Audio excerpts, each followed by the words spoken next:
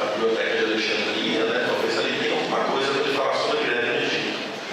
Ou o que é muito comum falar de dignidade da pessoa na Babilônia, você dá o Código de Hammurabi, enfim, um uso caricatural da história que é feito pelos manuais de direito. Então, o que eu fiz? Eu peguei autores como José Afonso da Silva, Celso Bastos, Vicente Paulo, Paulo Bonavides, Daniel Sarmento, Michel Temer, Gilmar Mendes, Barroso, se bem que esses três últimos eu não sei se eu enquadro eles como anticonstitucionalistas, né? Enfim. E daí eu fui analisar o que eles falam. Eu escolhi um período específico, né? O Estado Novo, a Constituição de 37, o período de ditadura. Fui analisar o que eles falavam sobre, eles escreviam sobre 37. E depois eu fui comparar com uma pesquisa histórica que eu fiz. Então eu analisei o discurso deles sobre 37 com uma perspectiva histórica. O que é interessante disso é que usualmente os juristas usam a história com duas finalidades.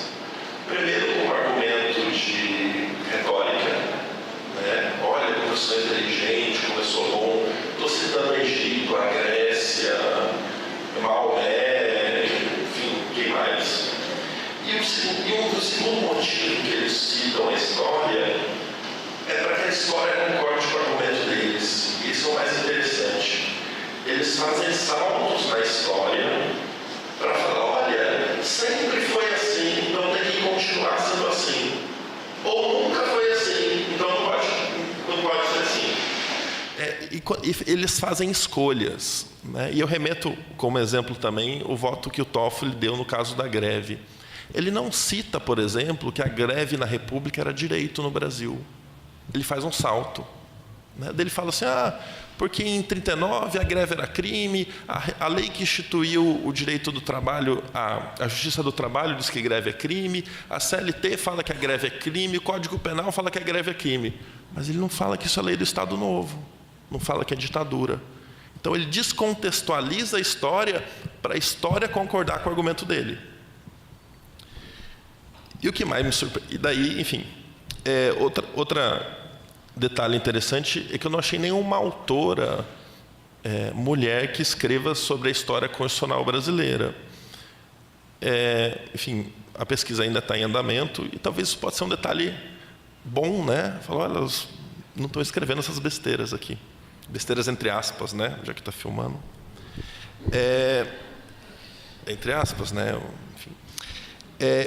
Enfim, no artigo eu estou trabalhando o argumento de cada um desses autores, né, o que eles falam da Constituição de 37, e depois vou comparar. O mais interessante é que tem autores que falam que nunca houve história constitucional brasileira. Nunca teve. A história constitucional brasileira começou em 88. Né? Por um acaso esse é ministro hoje. Outros falam assim, a Constituição de 37 nunca existiu. Foi puro exercício de ditadura. Outros falam assim, ela nunca foi aplicada. Existiu e nunca foi aplicada. E outros falam, ela foi aplicada em partes, então significa que ela não servia. Enfim. Além disso, eles usam alguns argumentos para provar isso.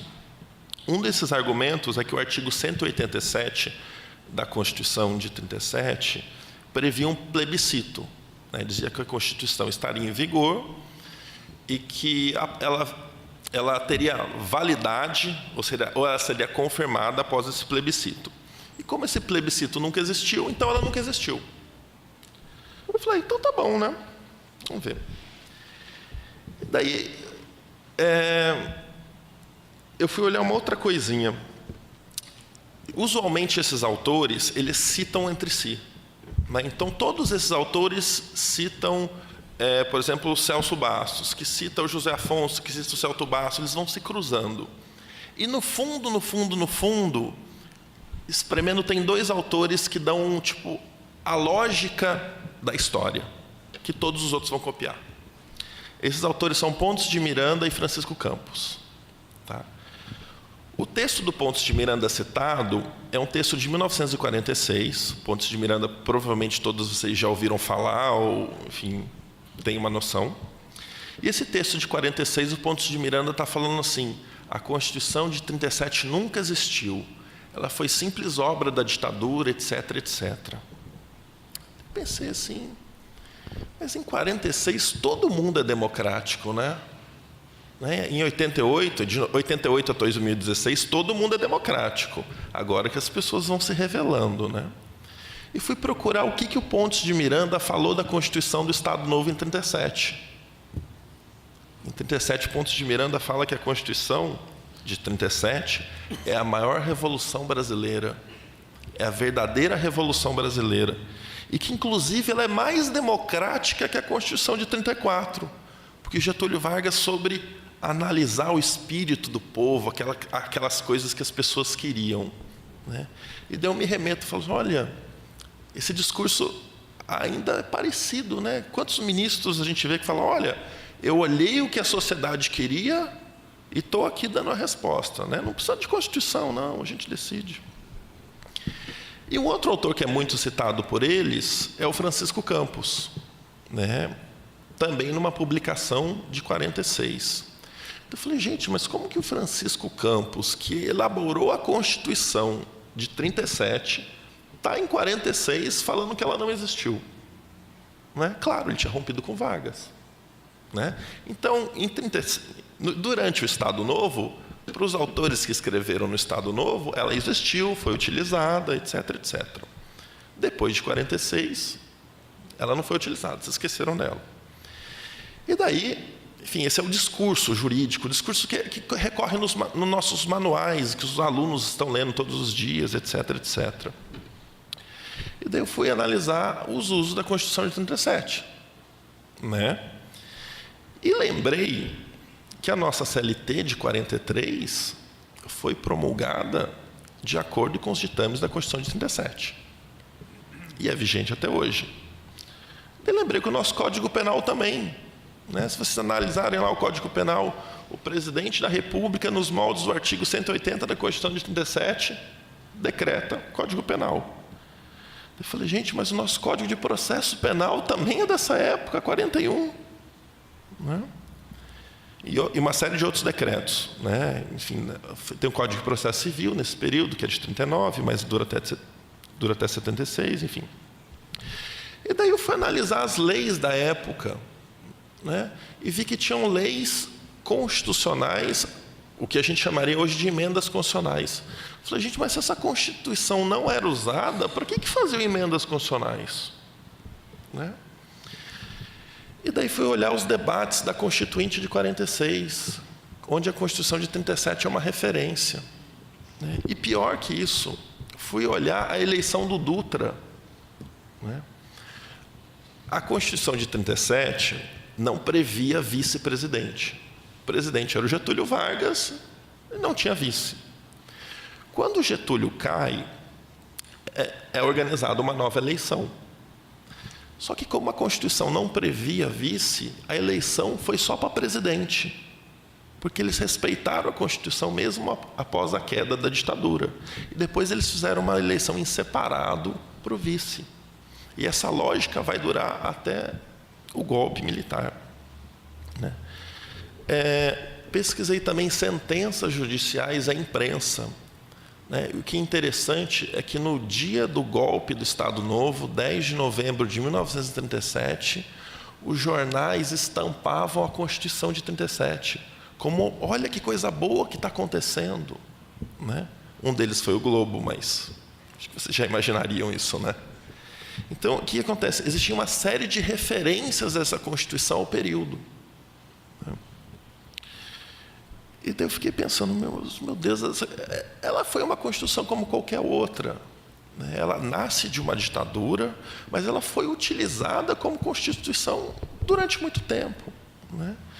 E daí, o que eu consigo extrair dessa pesquisa, né, de comparar como esses, enfim, alguns constitucionalistas, outros, sei lá, pseudo-constitucionalistas, ou, enfim, não sei nem descrevê-los hoje em dia, né? Quando a gente está no meio do turbilhão, fica difícil. É o uso que eles fazem da história, né? E o uso parece que eles fazem da história, se fosse só caricatural, era engraçado, né? Porque eu ficava podendo citar a dignidade da pessoa humana no Código de Hammurabi, Código de Defesa do Consumidor na Carta Magna, né?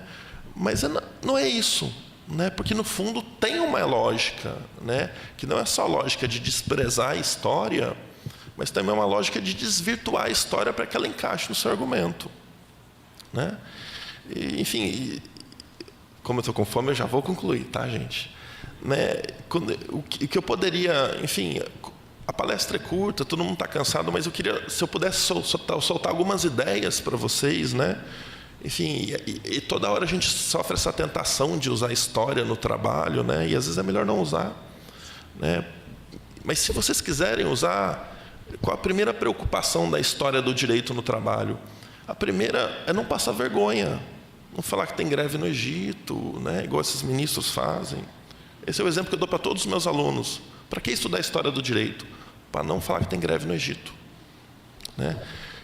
Mas também, se vocês quiserem fazer uma pesquisa séria, para entender as complexidades, entender as coisas, não como elas eram, né? Porque a gente não consegue realmente conhecer as coisas como elas realmente eram, né? Mas as singularidades, as perspectivas, os projetos que caminharam, né?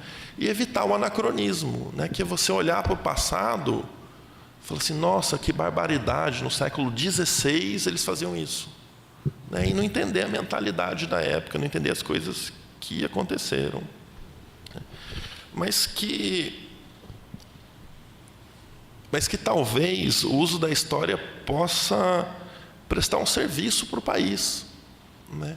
Para que essas decisões não se utilizem da história de uma forma, entre aspas, rasteira, enfim, de uma forma desleixada, para que esses erros, ou acertos, ou projetos que aconteceram no passado, né, como a criminalização da greve durante o Estado Novo, como a criminalização da greve na ditadura militar, como a violência como os grevistas, nos sirva de exemplo, né, para evitar projetos futuros, né? Enfim, era só isso mesmo.